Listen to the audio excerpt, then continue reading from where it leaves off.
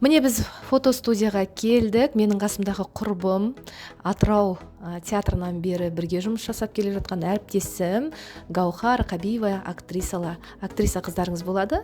Менің қасымда құрбым бүгін көмектесіп, группа поддержки болып жүр десем де болады. Міне менің бірнеше күн ұйықтамай тіккен костюмым.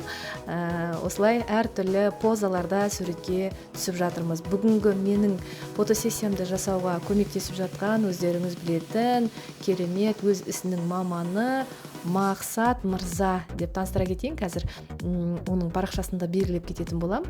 Дәл осындай әдемі суреттерді түсіп жатырмыз. Алдағы уақытта афишада шығады, билеттер де сатылымға шығады. Сондықтан біздің парақшамызда әлі көптеген жаңалықтар болады.